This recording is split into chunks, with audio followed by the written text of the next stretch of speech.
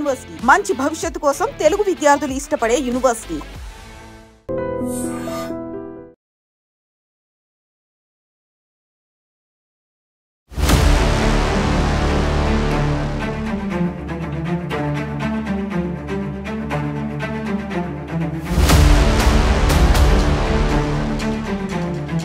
Big breaking ఇది. ఎందుకంటే అహ్మదాబాద్లో జరిగినటువంటి ఏరోప్లేన్ ఇన్సిడెంట్ని మనం ఎవ్వరం కూడా మర్చిపోలేదు. 270 మందికి పైగా ఆ విమాన ప్రమాదంలో ఎట్లా చనిపోయినరు, DNA టెస్ట్ చేస్తే కానీ వాళ్ళు ఎవరు ఏంటి తెలియనటువంటి పరిస్థితి ఉండే. సో మళ్ళా ఎన్ని ఇన్సిడెంట్స్ అయినాయో, ఒకదానికేమో ఇంజన్ ఫెయిల్యూర్ అని, ఇంకొకటేమో టెక్నికల్ ఫెయిల్యూర్ అని, ఇట్లా చాలా విమానాల్ని ఎమర్జెన్సీ ల్యాండింగ్ రోజుకి మినిమం ఒక్కటన్నా చేస్తున్న సిచ్యువేషన్ ఇప్పటికీ కూడా కనిపిస్తుంది. ఇట్లాంటి టైంలో మరో ఎయిర్ క్రాఫ్ట్, అది కూడా IAF air craft, jaguar air craft ఒక్కసారిగా కుప్పకూలిపోయింది. ఇది ఎక్కడ జరిగిందంటే రాజస్థాన్లోని చురు జిల్లాలో చోటు చేసుకుంది. చురు జిల్లాలో మారుమూల గ్రామ ప్రాంతాల్లో ఈ IAF జాగ్వార్ ఎయిర్ క్రాఫ్ట్ కుప్పకూలిపోయినటువంటి పరిస్థితి. అందులో ఒక ఇద్దరు పైలట్స్ ట్రావెల్ చేస్తూ ఉన్నారు.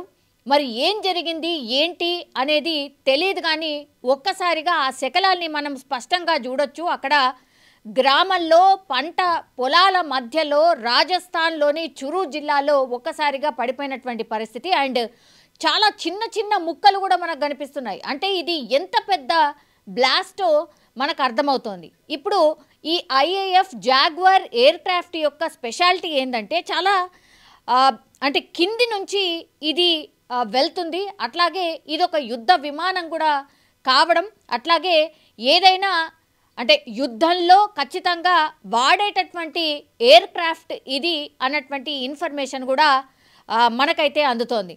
సో చాలా కింది నుంచి ఇది ట్రావెల్ చేస్తుంది ఒకటి, అండ్ ఒక్కసారి టార్గెట్ని ఫిక్స్ చేస్తే అది ఫినిష్ చేస్తుంది అనేది దీని యొక్క స్పెషాలిటీ. ఈ మధ్యకాలంలో మనకు తెలుసు ఇండియా పాకిస్తాన్ యుద్ధ వాతావరణం ఉన్నటువంటి సిచ్యువేషన్స్లో చాలా ఎయిర్ క్రాఫ్ట్లని మనం యూస్ చేసాం. ఇంకోటి ఏంటంటే ఆ టైంలో యూస్ చేసినటువంటి ఎయిర్ క్రాఫ్ట్ యొక్క స్పెషాలిటీస్ ఏంటి, ఏమేమి యూస్ చేసాం, ఏవేవి కుప్పకూలిపోయినాయి, ఇట్లాంటి వార్తలు రకరకాలుగా వచ్చాయి. అయితే ఇప్పుడు యుద్ధానికి సిద్ధమవుతున్నటువంటి టైంలో కొన్ని ఎయిర్ క్రాఫ్ట్లని ఈ యుద్ధానికి సన్నద్ధమవుతున్నటువంటి టైంలో ఈ పైలట్లు ఎవరైతే ట్రైన్ అప్ అయి ఉంటారో ఈ ట్రైన్ అప్ చేయడానికని యూస్ చేసే ఎయిర్ క్రాఫ్ట్ అనేసి కూడా మనకైతే ఇన్ఫర్మేషన్ అందుతోంది. IAF జాగ్వార్ ఎయిర్ క్రాఫ్ట్ ఇది పైలట్కి సంబంధించి శిక్షణ కూడా ఇచ్చే విమానంగా చెప్తూ ఉన్నారు. కానీ దీంట్లో మరి సాంకేతిక సమస్య ఏమొచ్చింది, 2016, 17, 18, 19 వరుసగా ఈ 4 సంవత్సరాల్లో ఈ ఎయిర్ క్రాఫ్ట్కి సంబంధించి సాంకేతిక సమస్యలు వచ్చాయనేది, అండ్ ఇట్లనే ఈ ఎయిర్ క్రాఫ్ట్ ఒకసారేమో ఇంజన్ ఫెయిల్యూర్ అయి పూర్తిగా కుప్పకూలిపోయింది. అప్పుడు పైలట్లు మాత్రం రెస్క్యూ అయిపోయినారు, అంటే బయటకు వచ్చేసిండ్రు, పారాషూట్ ద్వారా బయటకు వచ్చినటువంటి పరిస్థితి. ఇంకోసారేమో ఇంజన్ ఫెయిల్యూర్ అంటే మధ్యలో అయినటువంటి పరిస్థితుల్లో అప్పుడు కూడా పైలట్లు అయితే ఎస్కేప్ అయ్యారు. కానీ ఈ పర్టికులర్ ఇన్సిడెంట్లో ఇప్పుడు ఈరోజు రాజస్థాన్లో మనం ఏవైతే ఈ విమానానికి సంబంధించిన ఈ ఎయిర్ క్రాఫ్ట్కి సంబంధించిన శకలాలు మనం ఏవైతే చూస్తూ ఉన్నామో పూర్తిగా ఒక్కసారిగా బ్లాస్ట్ అయిపోయింది. చాలా పెద్ద శబ్దం వచ్చింది, అండ్ ఈ శకలాలు కూడా పూర్తిగా స్ప్రెడ్ అయిపోయి పడిపోయినటువంటి పరిస్థితి. అప్పుడు ఆ టైంలో వీళ్ళందరూ అంటే ఇది ఒక గ్రామం కావడంతో చాలామంది పంట పొలాల్లో పని చేసుకున్నటువంటి టైంలో ఈ సంఘటన అయితే జరిగింది. ఒక్కసారిగా భయంతో పరుగులు తీశారు. ఇప్పుడేమో ఆ గ్రామస్తులు పూర్తి స్థాయిలో ఆందోళన వ్యక్తం చేస్తూ ఉన్నారు. ఇట్లా ఈ ఎయిర్ క్రాఫ్ట్ మేము పని చేసుకునే దగ్గర పడడం ఏంటి, మా మీద పడ్డం ఏంటి, మేము త్రుటిలో తప్పించుకున్నాము ఏంటి అని అక్కడికి వచ్చిన అధికారులకైతే ప్రశ్నలు కురిపిస్తున్నటువంటి సిట్యువేషన్.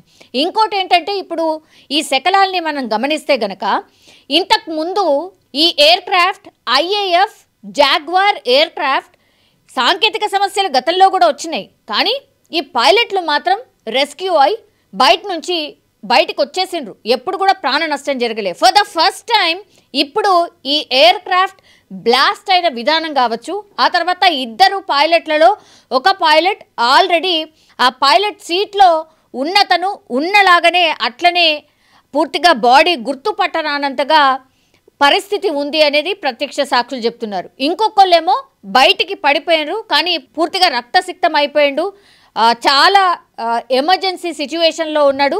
వెంటనే అతన్ని దగ్గరలో ఉన్నటువంటి హాస్పిటల్కి ఫోన్ చేసి హాస్పిటల్లో హాస్పిటల్కి తరలించినటువంటి పరిస్థితి అయితే కనిపిస్తోంది. సో ఇందులో ఇప్పుడు ఎవరైతే ఎస్కేప్ అయినరో పైలట్ ఎవరైతే ఈ హాస్పిటల్కి తరలించినరో ఆయన పరిస్థితి కూడా విషమంగా ఉన్నట్టు చెప్తూ ఉన్నారు. ఇప్పుడు ఈ ఎయిర్ క్రాఫ్ట్కి సంబంధించిన శకలాలు ఏవైతే ఉన్నాయో, బ్లాస్ట్ ఎక్కడైతే జరిగిందో ఆ ప్రాంతాన్ని కూడా పూర్తిగా ఈ ఎయిర్ ఫోర్స్కి సంబంధించిన సిబ్బంది అధికారులు కావచ్చు పూర్తిగా స్వాధీనం చేసుకున్నారు.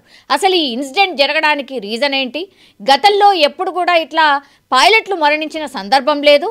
అండ్ ఇంత పెద్ద బ్లాస్ట్ జరిగి అసలు విమాన శకలాలు కనబడకుండా అసలు దూరంగా చిన్న చిన్న ముక్కలుగా పడిపోవడం ఏంటి? అసలు లోపం ఎక్కడుంది? రీజన్ ఏంటి? న్యాచురల్గా జరిగినటువంటి ఇన్సిడెంటా లేకపోతే సాంకేతిక లోపం ద్వారానా ఏమై ఉంటుంది అనేది పూర్తిగా క్షుణ్ణంగా పరిశీలించేందుకు గాను అధికారులు పూర్తి స్థాయిలో ఆ ప్లేస్నంతా కూడా స్వాధీనం చేసుకున్నారు. గ్రామస్తులు వాళ్ళ పంట పొలాలైనా సరే మీరు దూరంగా వెళ్ళిపోండి అని అక్కడ ఉన్నటువంటి ప్రదేశాన్ని పూర్తిగా ఖాళీ చేయించారు. ఎందుకంటే ప్రతి క్లూ కూడా వెరీ వెరీ ఇంపార్టెంట్. ఇవన్నీ యుద్ధానికి సంబంధించిన విమానాలు, యుద్ధంలో యూజ్ చేసే విమానాలు కావడంతో ఇట్లాంటి ఇన్సిడెంట్ని చాలా సీరియస్గా తీసుకుంటారు. అండ్ ఇంకోటి ఏంటంటే అసలు ఏం జరిగింది అనేది తెలుసుకున్న తర్వాత మరి ఇవి అసలు యుద్ధంలో వినియోగించే విమానాలా కాదా, వివి అప్గ్రేడ్ అయిన విమానాలా కాదా, లేకపోతే నెక్స్ట్ అసలు ఫర్దర్గా వీటిని వినియోగించాలా లేదా, ఇట్లాంటి చాలా క్వశ్చన్స్ అయితే రేజ్ అవుతున్నాయి. సో రాజస్థాన్ చురు దగ్గర ఒక్కసారిగా ఈ ఎయిర్ క్రాఫ్ట్ కుప్పకూలడంతో మరోసారి ఏం జరుగుతోంది, మరోసారి ఈ ఏరోప్లేన్లకు సంబంధించిన విషయం మరోసారి వెలుగులోకి వచ్చింది అనుకోవచ్చు. ఆర్ ఏరోప్లేన్ ఇన్సిడెంట్స్ ఇట్లా వరుసగా ఎందుకు జరుగుతున్నాయనే క్వశ్చన్ మాత్రం పెద్ద ఎత్తున రేజ్ అవుతోంది.